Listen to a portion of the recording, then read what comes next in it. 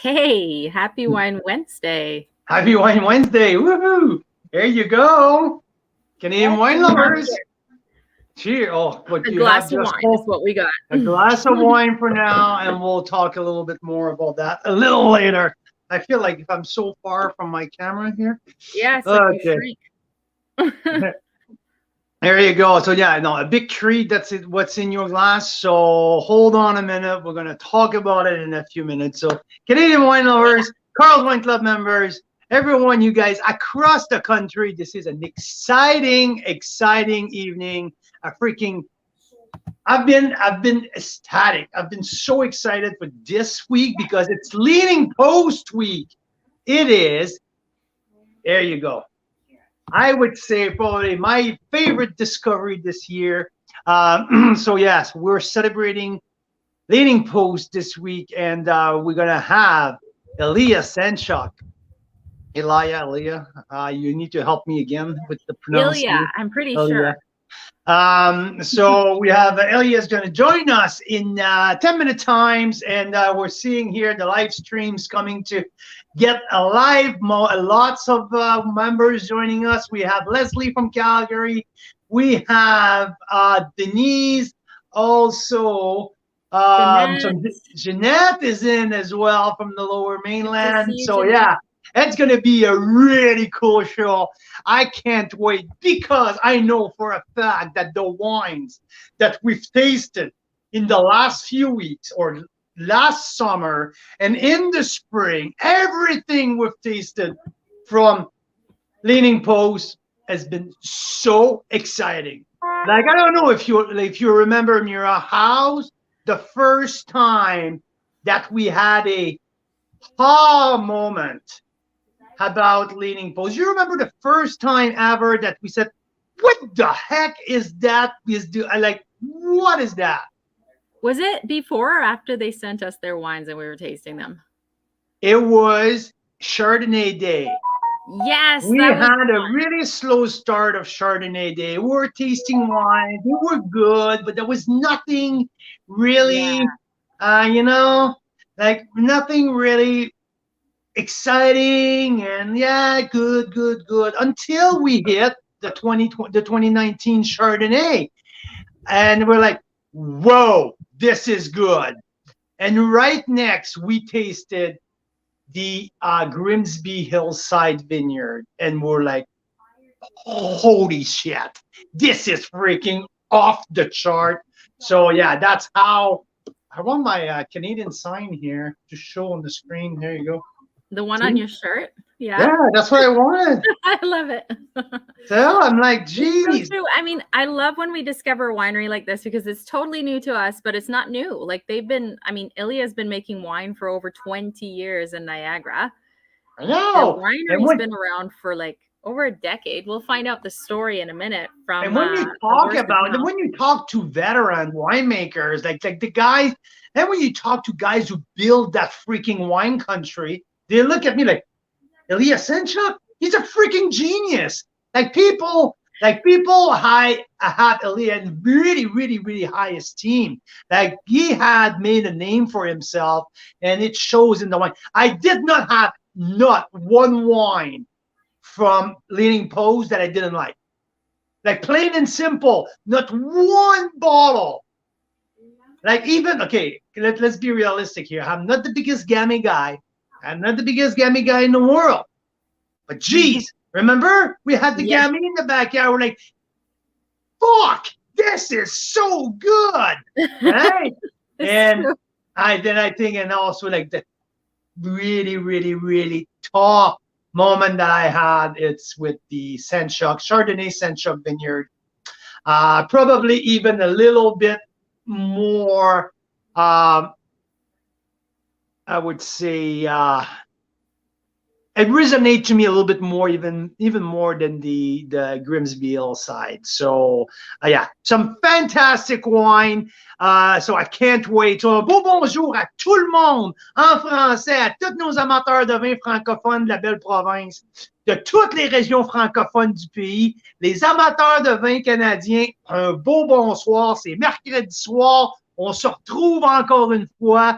Ce soir, on parle de Leaning Post, une de mes découvertes préférées de vignobles canadiens. Oh, j'ai perdu mon français sur celui-là. Mes vignobles canadiens préférés, une de mes découvertes de l'année. Écoutez, ça a résonné avec moi au mois d'avril quand j'ai fait la Journée internationale du Chardonnay. J'avais deux bouteilles de Leaning Post. J'avais jamais rien goûté de Leaning Post avant. Et puis, spectaculaire.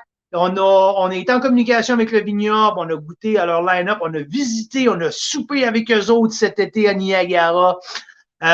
Donc, pour moi, un de mes préférés. J'adore ce qu'ils font. Un blend de Cabernet Merlot, aussi une Syrah Single Vineyard, votre Chardonnay, Pinot Noir, Sauvignon Blanc, les bulles, ils font pratiquement tout. Je pense qu'Elia ferait 25 différents vins. Un winemaker absolument fantastique. On le reçoit, il va être avec nous autres dans 7 minutes. Puis, on jase une belle entrevue avec Elia Saint-Choc, qui est le vigneron, propriétaire, winemaker, homme à tout faire au vignoble. Lui puis sa femme Nadia ont parti le vignoble, je crois que c'est une décennie, probablement 10 ans de ça. Donc, on va avoir l'histoire au complet avec Elia dans quelques minutes. Mais si vous avez la chance, regardez, cliquez le lien. Miran, can we have the link? Right here, juste pour nos amis francophones, s'ils nous écoutent, le lien de commande pour les vins de Leaning Post apparaît à l'écran dans la boîte des commentaires. Des vins absolument incroyables. Donc, un beau bonjour à tous nos gens francophones. So, everyone across the country, from Victoria all the way to Nova Scotia, PEI, welcome Wine Wednesday. It's Leaning Post week. Geez, that I'm excited. Yeah, we're going to chat Chardonnay, Pinot Noir. But the cool thing is, often you find a winery that you really like, but they focus on one or two kind of grape. What your terroir allows you to do, right? We see that a lot, like Westcott, like there's the great Chardonnay, Pinot Noir, Hidden Bench. Like, like these kind of producer, they make some of the top wines, but limited in terms of grape varietal. Mm-hmm. That's what's exciting with Leaning Post, correct? Yeah, they have a bunch. Like the Sauv Blanc we had. It blew my socks off. It was awesome. And we've had 2 vintages now in a row, because when we were at the winery, they were on the last vintage and we just tried the newer one and they were both so good. And you know how I have a sweet spot for Sauv Blanc, and it was great. So nice. There was that. There was the Gamay, which even Carl got excited about. He never gets excited about Gamay. So that's very rarely. Yeah. Yeah. So, and there's a whole bunch of other ones. I think when we were there, it was so funny. And I'm going to post the video of us at the winery a little later. They tasted us through all their wines, like over 25 wines. I know. And it was absolutely epic. Nadia. Pull out a tasting for the ages. It was just like absolute. It was so cool. Well, let's bring them in. I think Nadia's there too right now, so let's bring them both in. Is she? There you go. So come on, bring them in. Bring them in. Hey! Hey! How you guys doing? Oh, we're doing very well. Excellent. Cheers. Awesome. Cheers. Happy Wine Wednesday. Thank you. Thank you. We have some. We have Chardonnay. We have Senchuk Vineyard Chardonnay in our glass. So. Well, you know what? So now we have rock stars on both sides of the country. I have Senchuk Chardonnay. I have Senchuk Pinot. You have Senchuk Chardonnay. Boom! We're rocking it. Welcome, you guys. It is so cool to have both of you in. I'll let Mira start because Mira love the stories behind. Well, I do love the story as well, but I'm gonna save myself for the wine conversation. Mira, I'll let you start with Elia and Nadia because we had the time of our life visiting with them this summer. So I'll let you start with the first part. We did. We had so much fun, and I still remember getting a little teary-eyed when you talked about your logo and why it's a leaning post. So tell us a little bit about your story and how you guys got started. All right, so I'll talk about the logo. So what leaning post is for us, at the end of every row of grapes is a post that's leaning.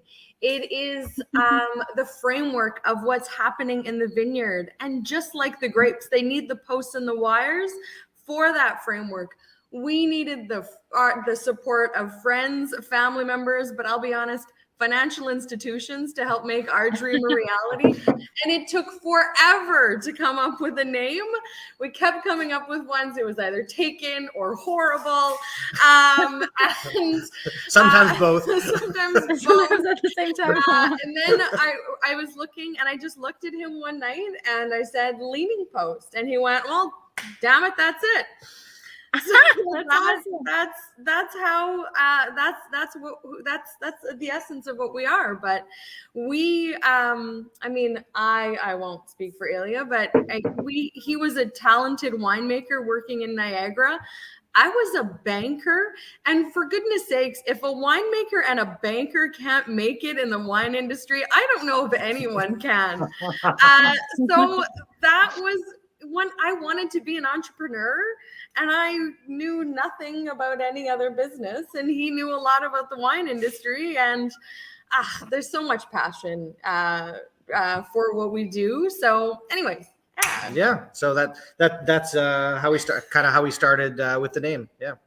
I think that's why we connected so well this summer, because it's all about passion, and we feel the passion. It's the same like here.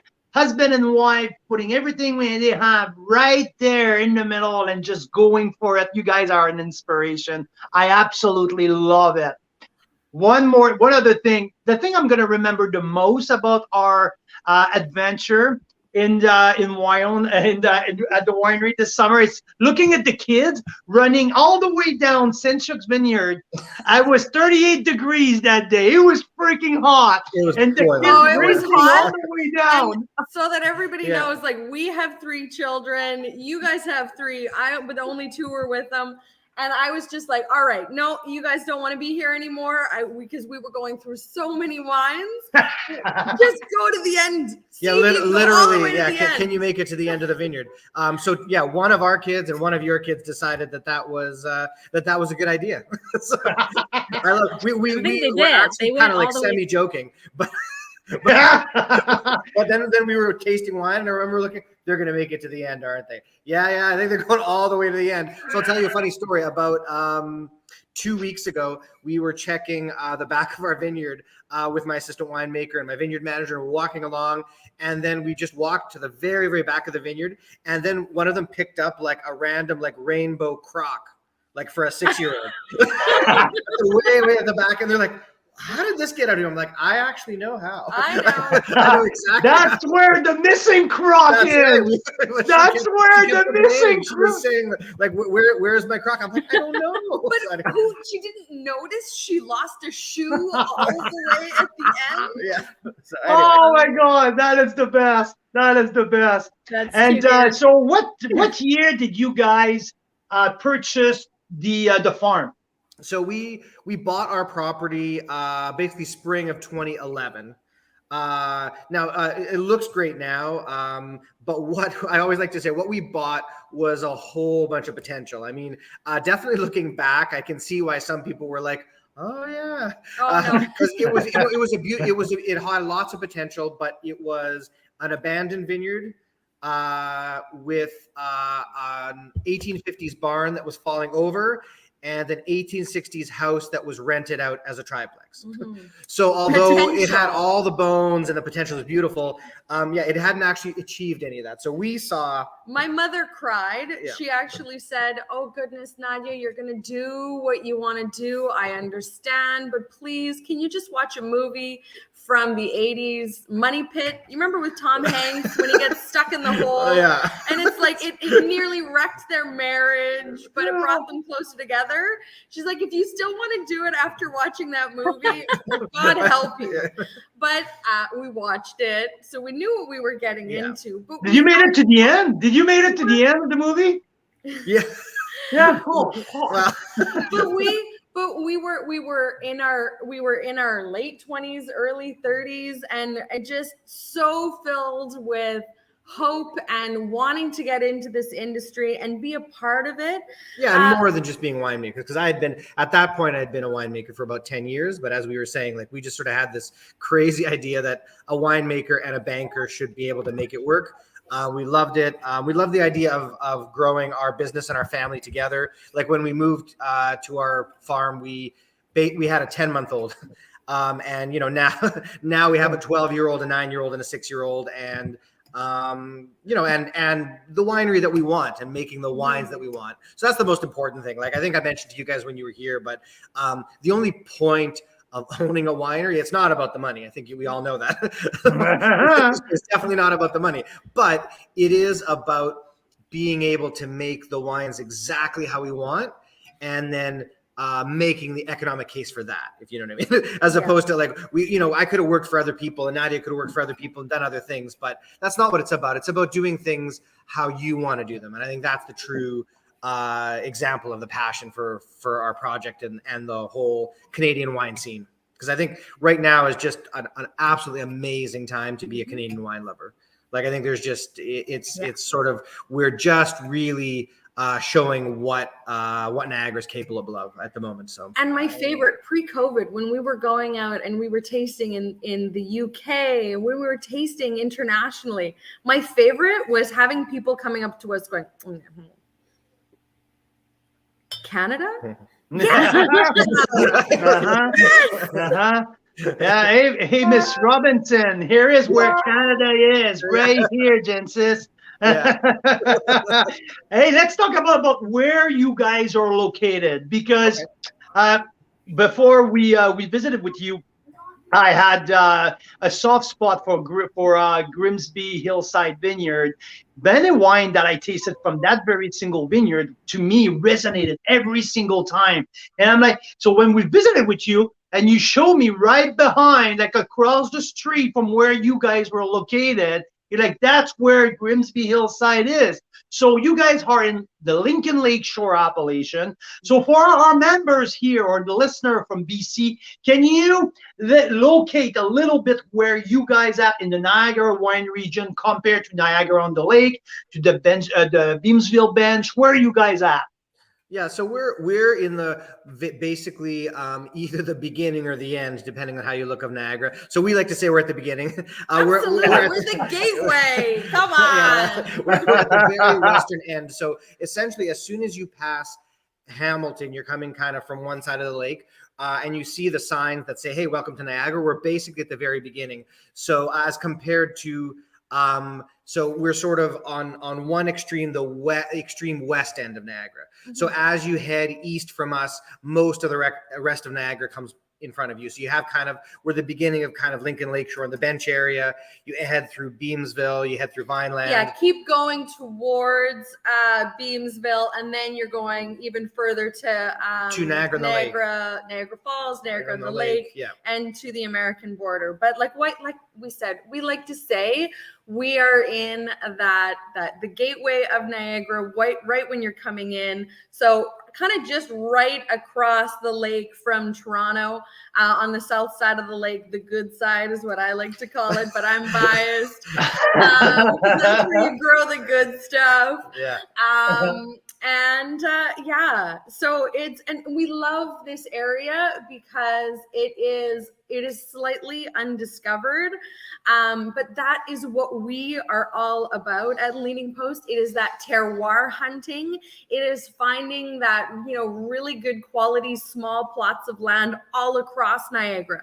You talked about the breadth of our portfolio because we really like wine, and Ilya's always looking. So if he can find, you know, like a single vineyard Chardonnay that tastes different than our others, he wants to play, he wants to have fun, and if we can find Petit Verdot, we're gonna do it because we like wine. Well, now you're telling and me, we get access to awesome Sauvignon Blanc. Sorry. Oops. There you go. Did you found Petit Verdot? So that again, a few things have happened when I'm making wine. Like, so I will say, just sort of for a little bit of background for people. I mean, you were talking before about people who sort of do a few things. I mean, in the end, 60% of what we make is either Pinot Noir or Chardonnay. The difference is because I'm sort of a true terroir hunter. I mean, I'm okay with releasing. As an example, you were talking about, I think, yeah, we probably have about 23, 24 wines at the moment. I will say, I think 13 I counted of them are Chardonnay or Pinot. So it depends on how you look at that.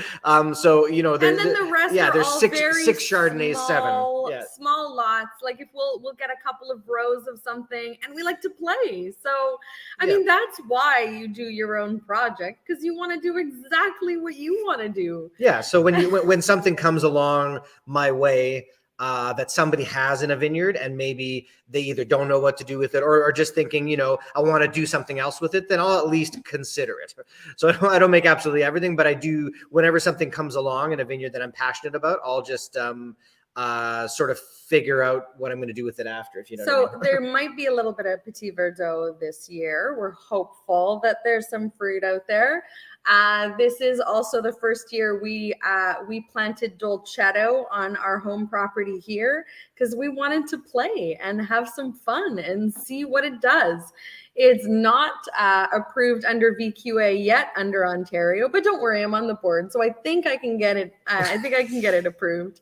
But we want to explore. It's about experimentation. It's about finding a unique terroir. That's what gets us out of bed in the morning. Mira, I'll let you take, because the kids had something, they played with the setting. I cannot hear anything. Can you hear me?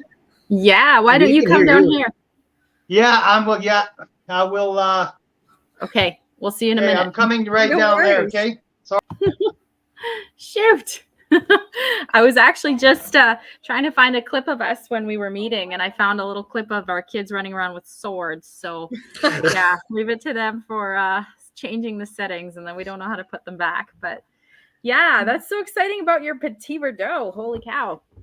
Yeah, absolutely. That's what we're hopeful. We have a grower who's interested in selling us some. We just don't know how much there's going to be, but that's kind of what it's all about for us, and playing and experimenting and having fun.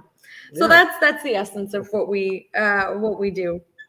That is awesome. Here comes Carl. This is the first day, actually, guys, that we've had to turn on the heat in our house in months. Oh, yeah. Yeah, I don't know how it is out there, but it's fine. So we've been, so far so good. We've been still really warm, actually. At least for the rest of the week, it's going to be quite warm. That probably says there's some cooler weather coming, but it's about time.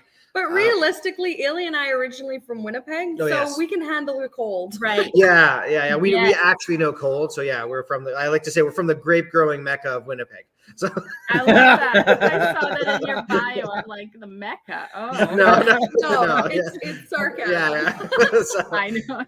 Yeah. Hey, so you touched base a little bit about the portfolio, and so how was the growing season? Tell me a little bit more, because I think when we visited in June, you guys, we had some here in BC, some awful May and June. It was rainy and cold, but things turned around pretty quick here. And July and August were fantastic, and we're seeing that the numbers and the grapes are starting to come slowly with great potential. How is the bulk of your summer? So to be honest, it actually turned into a pretty good year for us overall. I think actually we might even have had a little less of the crappy spring than you guys had because we had that same thing. We had a really like weird slow May, but to be honest, by even late May, it was already turning really nice here in Ontario. And then honestly, June, July, and August have all been like really nice. And so has this first couple of weeks of September. So we have actually just started a little bit of sparkling wine. We've actually started to harvest already. Wow. Yeah. But the bulk of it isn't going to come in probably till starting basically next week. But honestly, numbers and flavors are looking great. And we really only need like we're probably going to start on some Pinot Noir. Probably next Tuesday or Wednesday. Yeah. And the numbers are already fantastic. They're looking really good. Everything's clean. Actually, the weird thing here in Ontario is we just sort of had a few kind of mixed bits. Some vineyards don't have as much fruit as they normally would. And then a whole bunch of others, like our vineyard, I think you guys saw it when you were here. It's like a full crop. So there's just a mixed bag of a few things. That was more, I don't know what happened between the spring and the winter. Yeah. There was a little bit of some places that got hit a little bit. I've actually talked to a couple of my friends in BC. There was a few places like that as well. But generally, honestly, if you have grapes, it's been phenomenal. It's really just whether you took care of your vineyard and whether it got through the winter well. So yeah, we're very close to starting what I think is going to be a great harvest. So Don't say that. Don't knock on wood before you say Yeah, that. exactly. It doesn't. It's not great until the grapes are in. All I will say is there will be less Ain't over rain than until last it's year. over, right?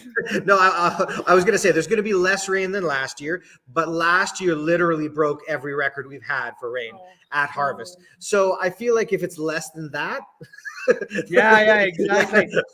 So, You put the bar pretty high. yeah, that's what I mean. I'm not really asking for too much, just less than last year. So Are you looking more for like more at the 2019 numbers in terms of elegance, or a little bit more in terms of the 2020 in terms of power, or you're more a little bit like right in between? I think it's going to be somewhere in between because we have smaller crops probably generally than either of those 2 years, like a little bit lower than 19 or 20 crop wise.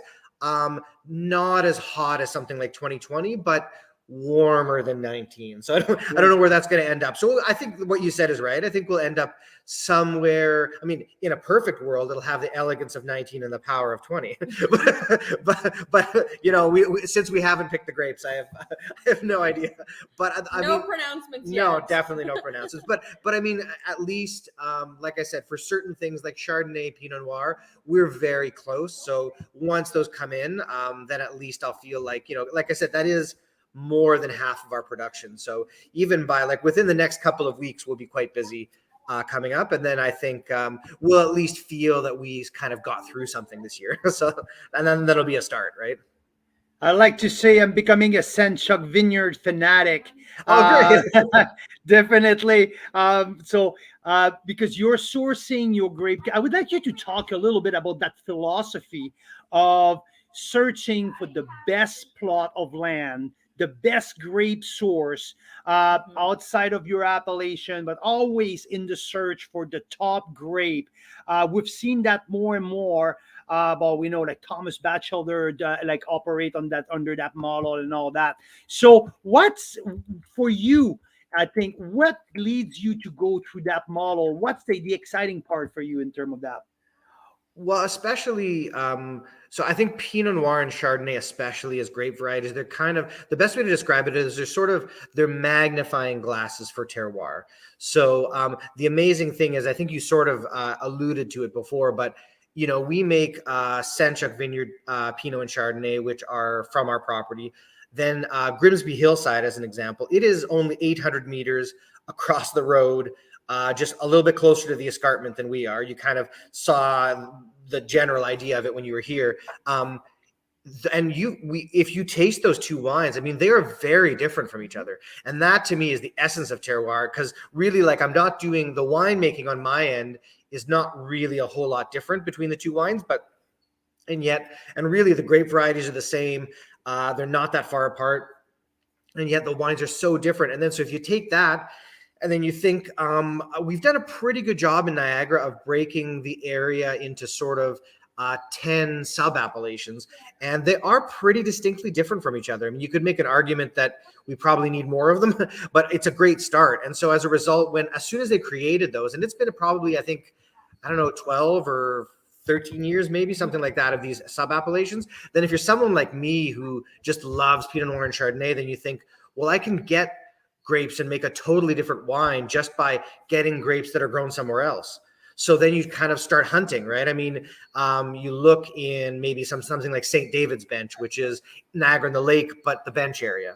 So quite a bit warmer than us. You start looking in Beamsville Bench, which is become pretty famous for Pinot and Chard. So that's, and Vineland, like those are sort of very classic areas. And because I've been in the business for a while, I sort of just used the connections I had with growers who were already there, or maybe friends of mine who are winemakers who also grow grapes, things like that. And we just figured, that's sort of the main superpower that we have. I mean, it's not some kind of big backing or anything like that, money-wise. So we figured, at the beginning, it was Ilya cap in hand. Hey, you got any grapes? I want to find something. I want something of interest. And now people are coming to us. Like Grimsby Hillside was actually being mostly sold to a winery that wasn't doing quality grapes. It was being blended into a very large production wine. We're taking the time to do something special with these. I want somebody on the other side that's going to do something special. So now we're in the position where people are coming and saying, hey, I got a little bit of this, a little bit of that. Do you want a little bit of this? And it's like, oh, yeah. That started happening to us more or less like 2019 and 2020, where people phoned us and started saying, hey, like, I've got this, Gamay, not really like it goes into a big blend. Do you want to make a little bit of maybe like a single vineyard? And so we started, that's been nice. So that was part of that whole, and I do think if we're really going to push Canadian wine forward and Niagara wine, especially forward, then that's how we have to do it, right? We have to find those little plots of land. So just as a philosophy, it made sense, whatever that was now, I guess about 11 years ago, when I was just talking to people and it was a theoretical idea. I think people thought it sounded a little bit crazy, but they were nodding a lot. So I figured that was good. But now you guys, the Niagara region has made that leap pretty early on, and that's where they're head and shoulder above BC. We're trying to catching up right now to subdividing our region into sub-region, but there's we're not close for where you guys at. You have a big advantage on. I think, like I said, the difficulty with sub-appellations is unless it actually takes about 10 years for it to mean anything. It's sort of, which sounds crazy, but they created these sub-apps in sort of, I think 2011, and then you have to have people like us find the vineyard, make the wine, then have say 3 or 4 or 5 different wineries all release the same grape variety from the same sub-appellation over a few years.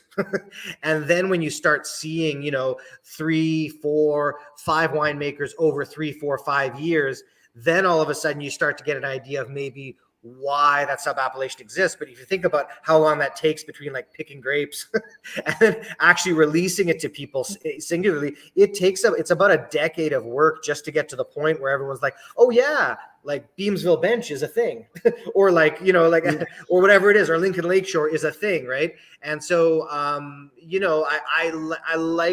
saw recently that BC broke up the area into regions, and I think that's fabulous. I think that always brings your area forward. I think that always brings your area forward. You end up just learning so much, even if it only is 2 or 3 wineries in every sub-appellation doing it, you still learn a lot about sort of the high-end quality of your area. So That's so funny you mentioned that, Elia, because last week we were live and I had a little Chardonnay conversation, and I had my 6th favorite Ontario Chardonnay. By the way, Sanchok Vineyard 2019 was in there.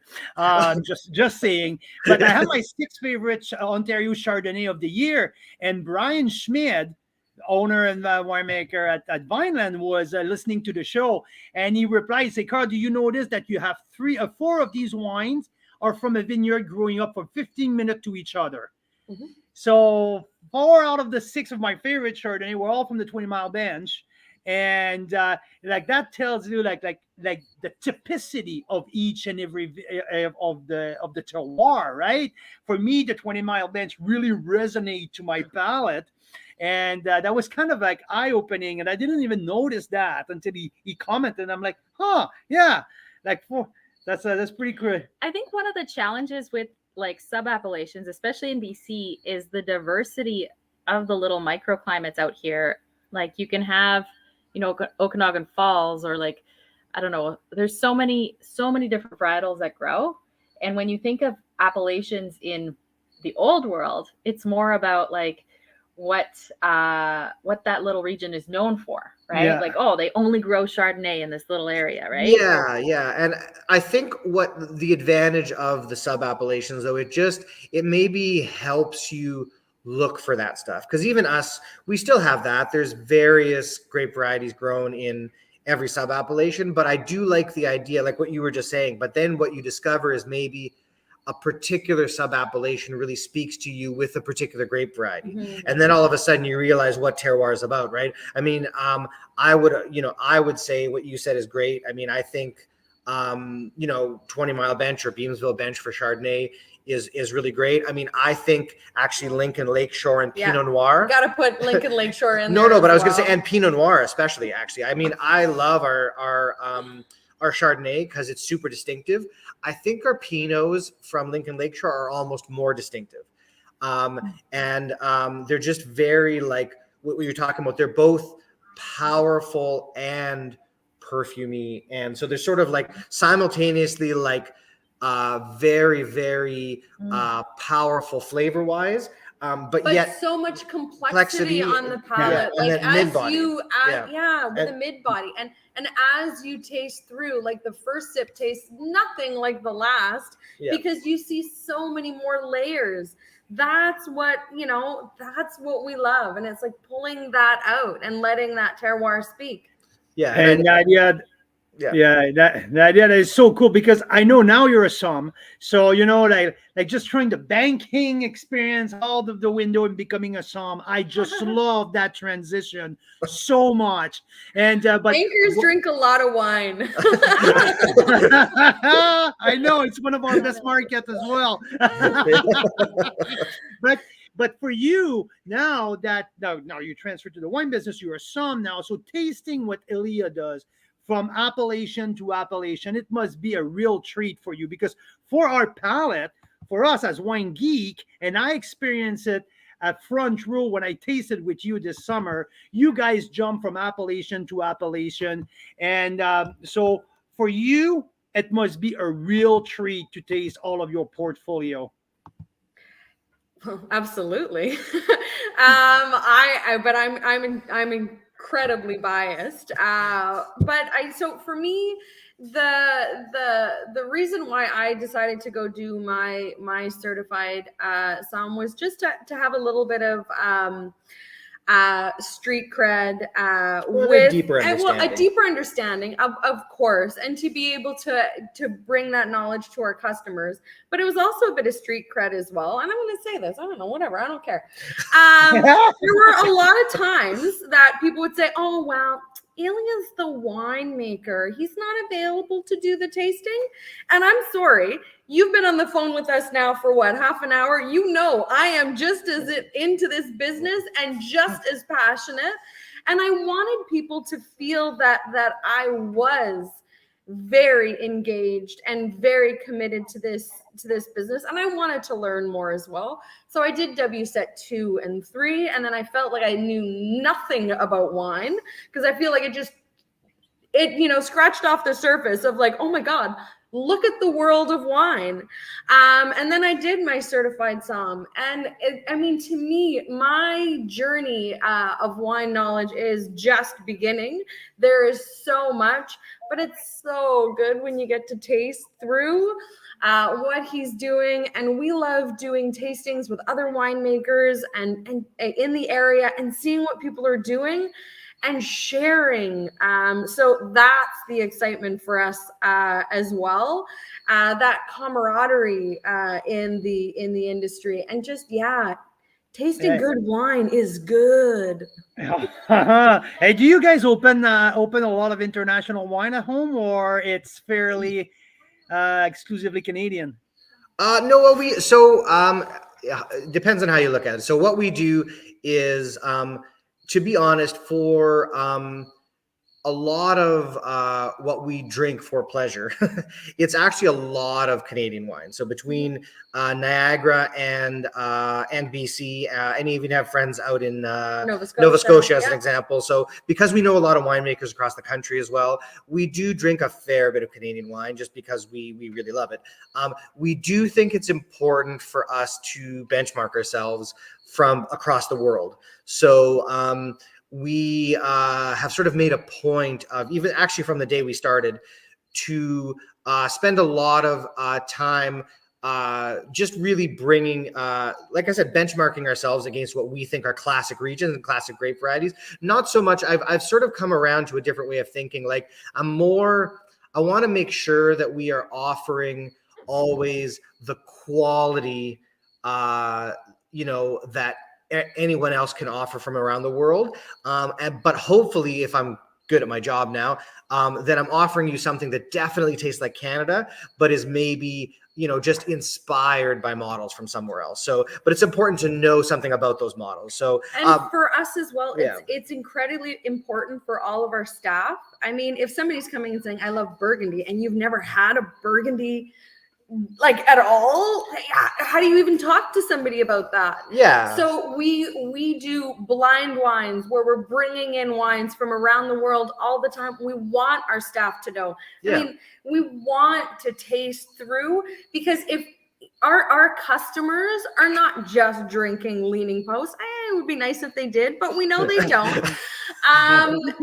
So we know that people love wine and they want to taste the world. So that is our competition.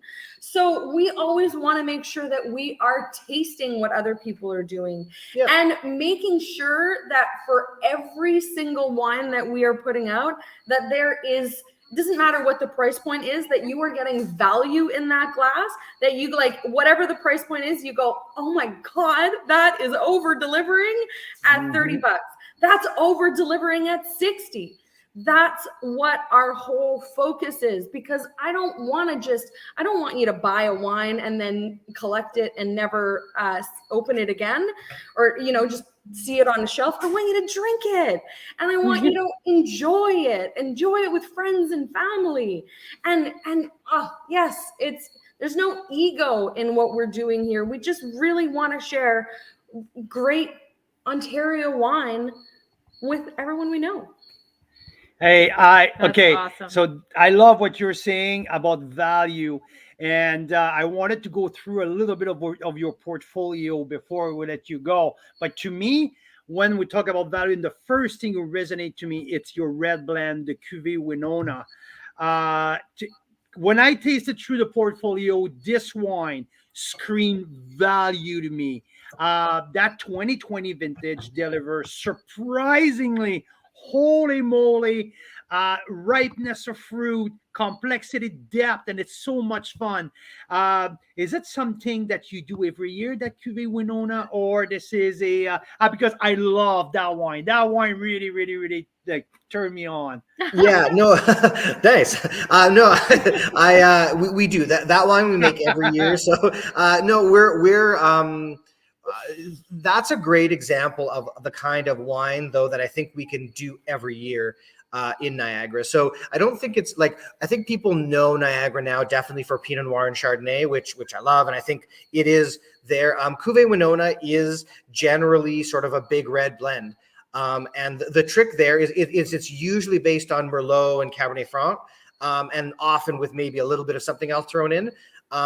But you'll see even this 2020 is definitely something that I think is like the value is amazing. And it is something that we could repeat every year in Niagara. I think people kind of underestimate a little bit what we do with Big Reds. I think there was a time, maybe 15, 20 years ago when I first got into the business, that I think we were setting ourselves up for something like, instead of making a really, really great mid-bodied, it still has lots of fruit, but is, definitely kind of a mid-bodied Bordeaux-like red, which we can do every year. We were sort of trying to make these things that were even bigger, like we were this big hot climate. And we aren't. We're just a moderate, beautiful climate that makes beautiful mid-bodied, maybe mid to full-bodied wines like that. And so Cuvée Winona is just a great example of that. It's kind of a ode to what we discovered over the 20 years that we've been here in Niagara. Is just more like we can do these beautiful but focus on what we do well. Yeah. You know what? There are some amazing people doing great Cab Sauv in Ontario. But that's not what we can do consistently. So let's focus on the things we know we can knock out of the park and bring that to people. Yeah. That's what we want to focus on. The stuff we're good at. Yeah. We're good at stuff. And that's cool that also playing with the vintage, right? Because we tasted 19 and 20, and darn, these wines are different. That speak the vintage of it. I got the elegance of the 19 and I got the boldness of the 20. And we have this week, we have the 2020 in the pack, and the holiday, like that big monster vintage just showed up right out of the gate in that wine. For sure it did. And I'm fine. Again, we're really happy to kind of show the vintages. I think that's been probably the best thing that we've done for Niagara Wine is instead of sort of trying to repeat the exact same wine every year, we're trying to repeat exact same quality, which are two different things. So what we do is we sort of embrace the vintages now. Instead of saying, look, we're going to make exactly the same wine every year, we do the opposite thing. We say, look, there are vintages in Niagara, but what we will definitely always do is when we mean value, we mean quality and style, and sort of embracing whatever that year gives us and making the absolute best version of that year and that place.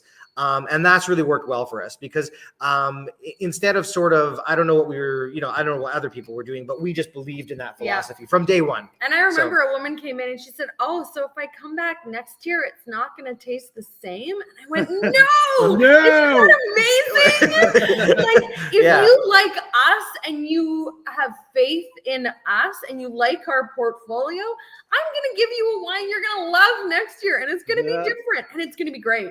And guess what? You're not going to look the same either next year. Hey, speaking about something unique, Ontario is not known for Syrah.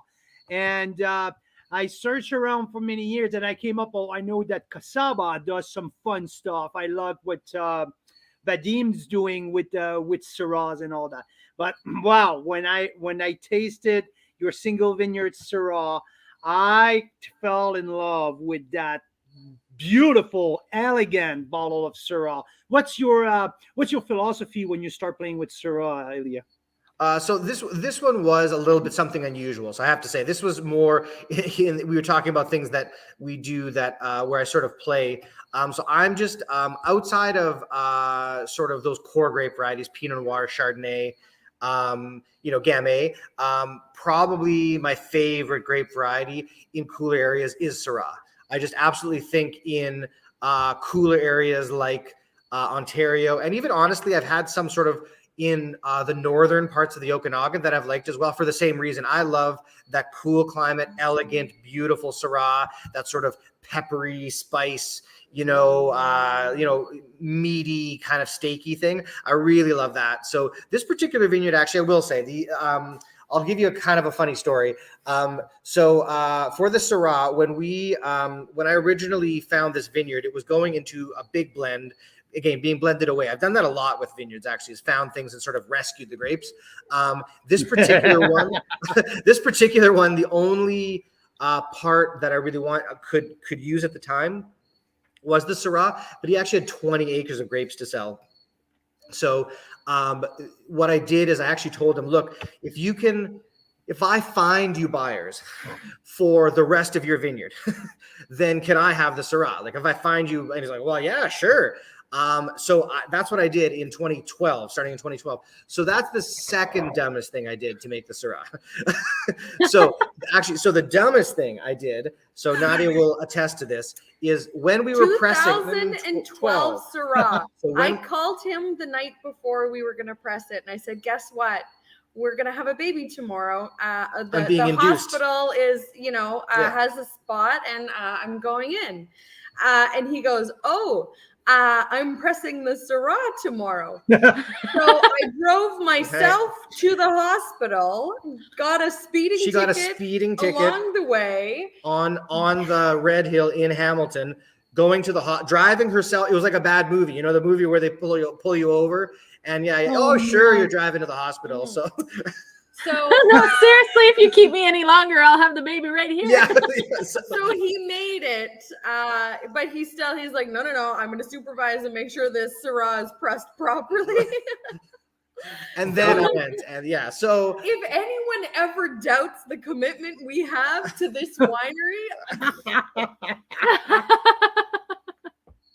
Wow. Holy shit, I love that. Oh.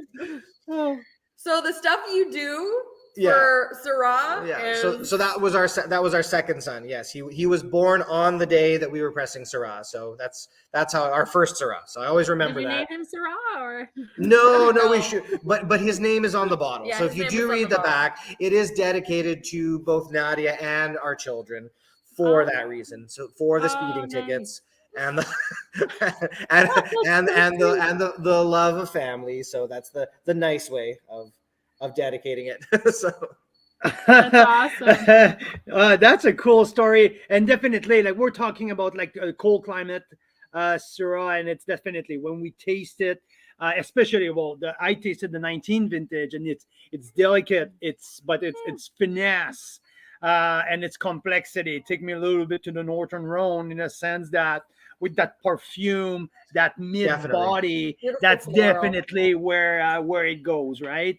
Definitely, yeah. It is that like mid body perfumey, like herbs de Provence and lavender and white pepper and all those things. Lots of fruit. It does have it has more weight than you expect, but I find that takes a little bit of time in the glass to show. Like your first thing you notice is the big perfume. You know what I mean? That so it's very classic, like that sort of Northern Rhone, very like Côte Rôtie, Saint Joseph style. And one of the reasons I loved this vineyard is because again, it's in Lincoln Lakeshore, but it's an odd place. It's like definitely a lot warmer than our Senchuk vineyard, as an example. So it's it's one of the warmest areas of West Niagara, like sort of on this side of St. Catharines, but it's not as warm as Niagara on the Lake. So it's sort of this like sunshiny, but slightly cool thing.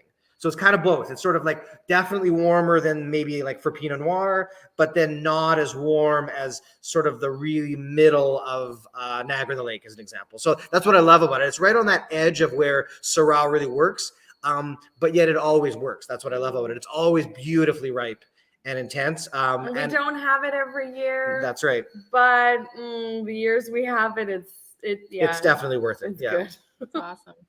Okay, I know you guys are busy. One or two more question.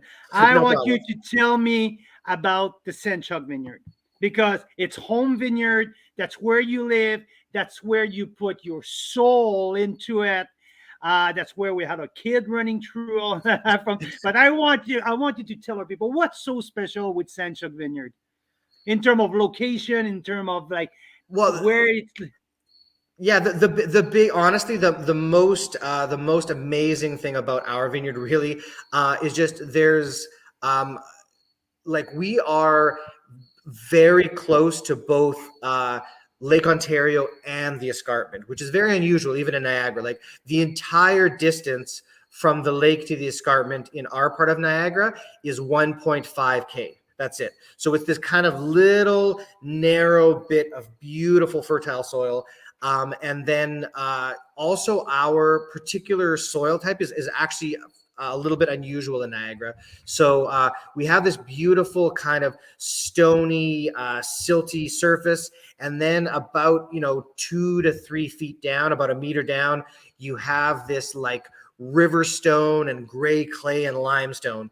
And so when you're putting Pinot Noir and Chardonnay, what you end up having is we have the same growing season length as every other part of Niagara, but the days are cooler on each end. So what you end up having is these beautiful, intense wines where the flavor is just amazing, but yet the alcohol isn't big, the acid is a little bit elevated, so they have both elegance and power. And that's really, really hard to pull off, especially in Chardonnay and Pinot Noir. Often you have like one or the other. You kind of have like, oh, this is a big Pinot, or this is a light Pinot, or this is a big Chardonnay, or it's kind of a lighter Chardonnay. What I love about Senchuk is it's sort of simultaneously like, wow, this is so big and intense. And then yet you're like, oh, but it's sort of, it has the acid, and it's like, it's not over the top. It's beautifully balanced, but kind of what I like to say is when people say, well, what do you like? Do you like bigger or lighter? Do you like fruit or not fruit? And I'm like, I want it all. I just, all I want, that's what I tell all my staff. What do you want? And I just want everything. I just want it to be balanced and beautiful and fruit and acid and all of it. So, and I do think Senchuk comes the closest to that. So it's so true. We're having this one right now, so I can attest. Like, I'm not a super experienced palate. Nadia, earlier you were talking about getting your W set, your certified somm, and we have a member, right? And he says, I'm a scholar of wine. I study the wine. The wine is my book. And sometimes I have to go to the library and read lots of books. That's right. Yeah, lots of research. We like to say that's our favorite thing. Research and studying were amazing. Yeah, research and development. That's what we like to say. There's lots of R&D. So that's been my style. I've drank so many different kinds of wines that's my scholarship. But I can totally see what you're saying with this Pinot Noir, the Senchuk that we have in our glass right now. There is that finesse, that like elegance, and then there's like a real backbone to it. It's awesome. Yeah, and real, like there is real, like I haven't really made too many Pinot Noirs that have that much actual like sort of tannin and structure where you're like, I could age that, or I can just give it lots of air and have it now. And that is unusual. Like a lot of Pinot Noirs are sort of in the elegant vein, or some of them are kind of bigger, but ours are kind of both. And that's what I appreciate the most in Pinot Noir anyway. And like I said, that's why Senchuk Vineyard really is at the top. And this is the sort of the most nerve-wracking thing as a winemaker, was like buying a property 11 years ago, planting the grapes, and then, hoping that it really was going to be our top wine, because you don't really know. And then by the time you've kind of planted the grapes and it's 12 years later, then, what are you going to do about that? But honestly, fortunately, it has been nothing but amazing. It's been what I wanted. It's just, those first few years where you're starting to get those grapes coming in and it really starts to show, then that's the most nerve-wracking. And I remember when we were buying the property, our real estate agent was like, do you want soil analysis? Do you want this done? And Ilya goes, no, I'm good.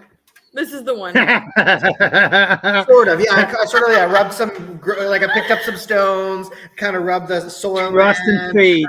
And then I jokingly, I was like, but yeah. but I already had a pretty good idea of what I was looking for. And then when this place showed up, weirdly, the people who were selling it, they didn't really know how to market it. They actually put it up as a triplex. And then, so it didn't show up originally when I was looking at farms. And then we sort of had been talking other things, and we were like, I don't know if we're going to find the right farm. And so I started looking in a few other areas. The night before we shelved this dream, we were like, no, we had 3 failed. We were trying to buy 3 different farms, and we just couldn't afford it. It wasn't the right time. It wasn't the right opportunity. And the night before, we said, okay, let's just put it on a shelf. We've got a little one. Maybe now's not the time. And, you know, the next day he's like, you want to go see a property? And I said, well, like, we thought maybe we'll get like a rental property. I said, how many bedrooms? He's like, 11 acres. It was last night. And he's like, Nadia, but it's 11 to be fair, it said triplex. So, and it just also cool. had 11 acres, and it was an abandoned vineyard. So we knew, and then when we saw it, we were like, yeah, I think this is the place. So yeah, it just worked out. It was meant to be. Those first properties weren't meant to be. And this place, when it popped up, we sort of knew pretty early that it was going to work. So. Yeah. Let's finish that amazing chat with one of my favorite wine this year, the 2019 Senchuk Vineyard Chardonnay. You know, this is right up there with the Butler's Grant from Westcott, with the Wismer Foxcroft by Thomas Batchelder. Some of the top Chardonnay that I've tasted this year from Niagara. Senchuk Vineyard is right in there. Pearl Morissette and all of these guys. So I loved the complexity, the length, but also the precision of that Chardonnay. So I want to have a little bit of because I'm thinking right now, more I taste some of the 2019, there's more finesse in that vintage, that big and bold and tropical of the 2020. And I have a real affinity for that style of Chard. So how would you describe your Senchuk 2019 Chard? Yeah, no, it's exactly that. It has real, again, especially 19s, like the vintage was weird because it was very late and we weren't sure that things were going to really work out and ripen, but the entire harvest was pretty much picture perfect.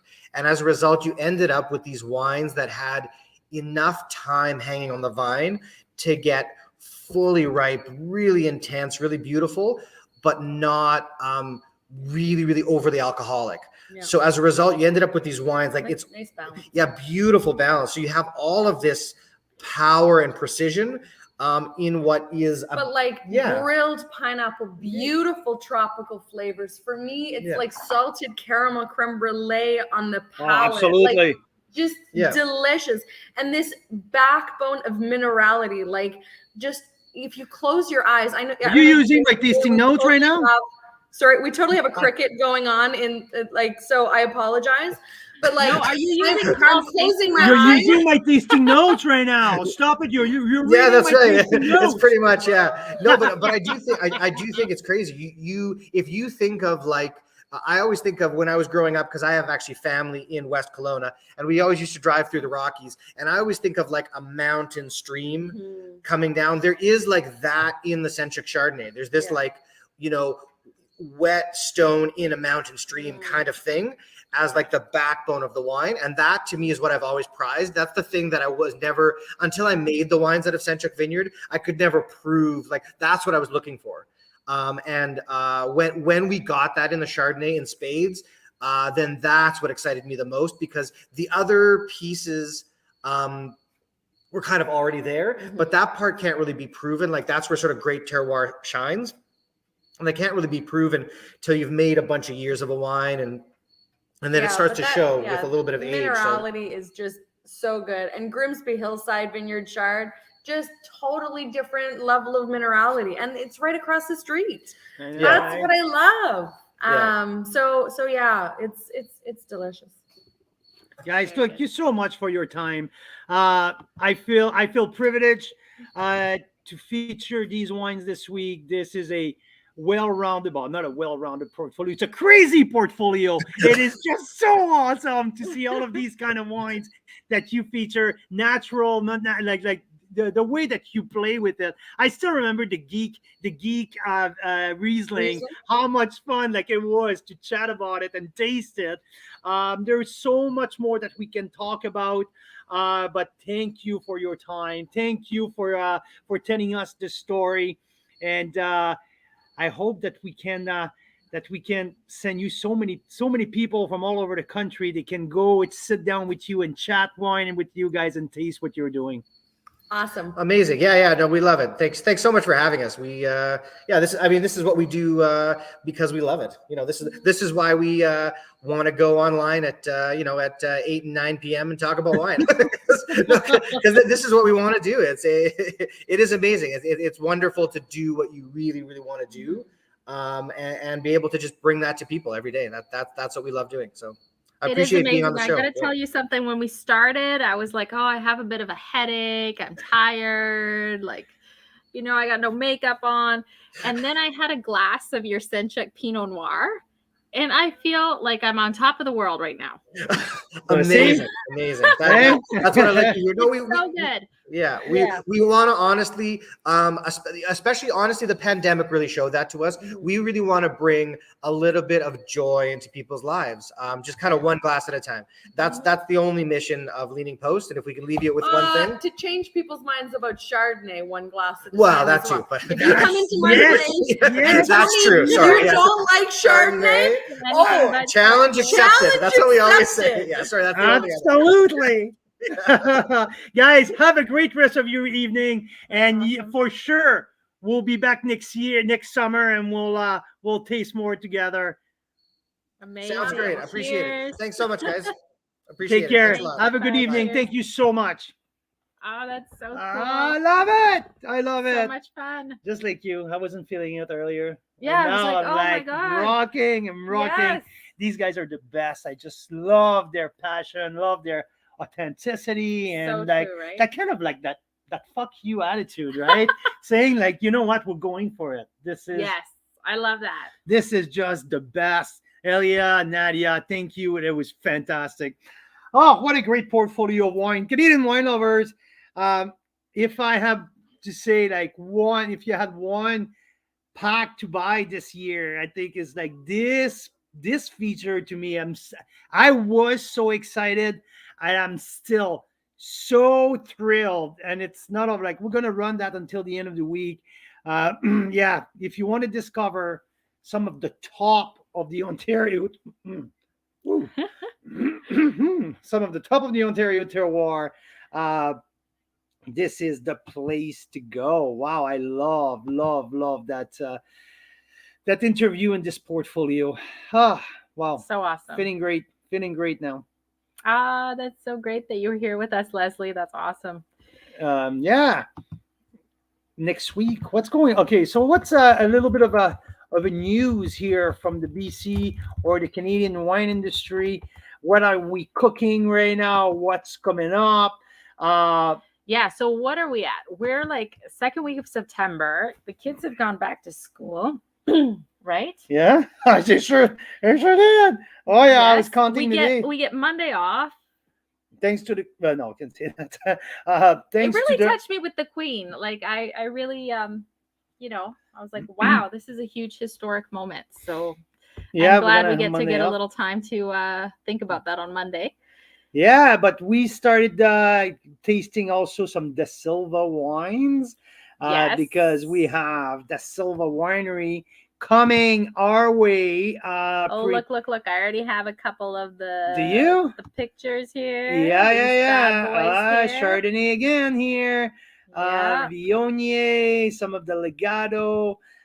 Some of the Chardonnay, some of the Da Silva is coming our way in a couple weeks, and working on different things. I would say like a Canadian wine course.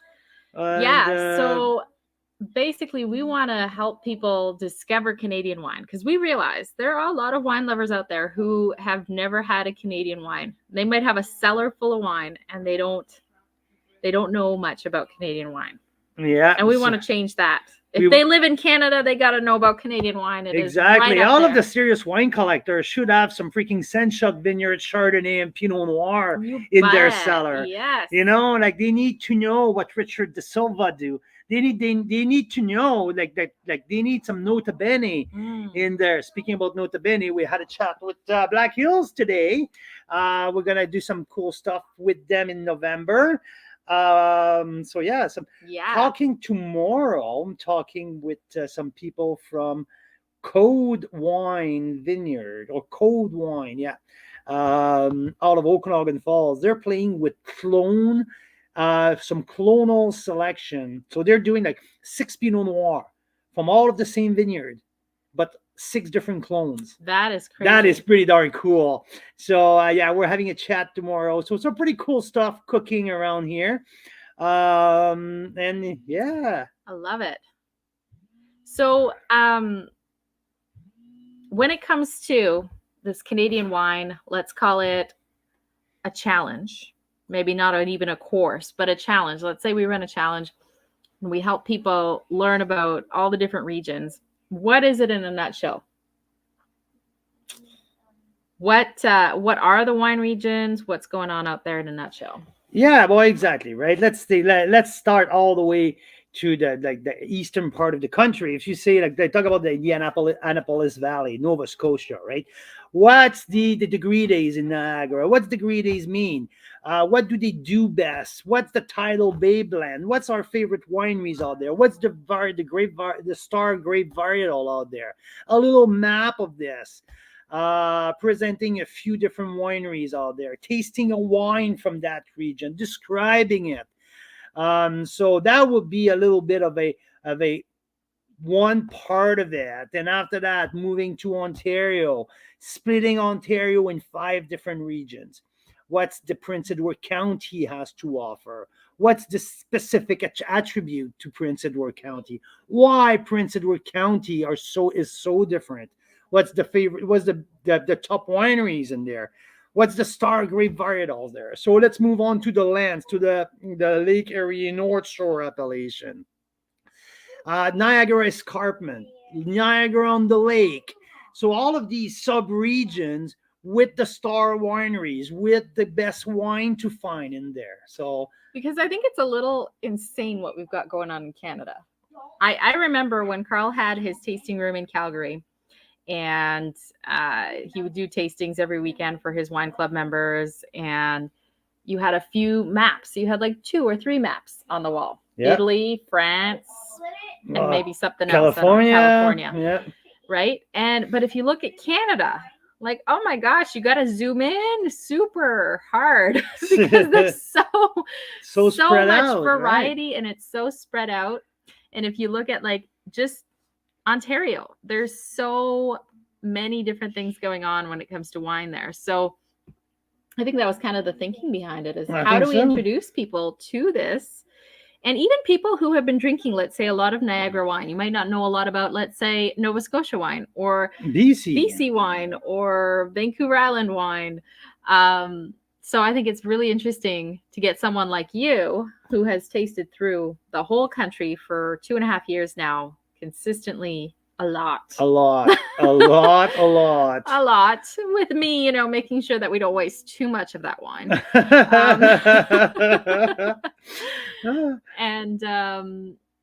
And really get those insights of what's going on in our country when it comes to wine. Because like Ilya said, we were just chatting with Ilya Senchuk from Leaning Post and Nadia, and Ilya was saying this is probably the most exciting time in Canadian history to be a wine lover here. Absolutely. There was so much more there was so much to unfold with that interview, with that chat. We could have talked for 3 hours, but yeah, that really resonated to me. I was I could have jumped in and talked for an half an hour just about that very point. It's the golden age right now for Canadian wine, for the Canadian wine industry, specifically the production side.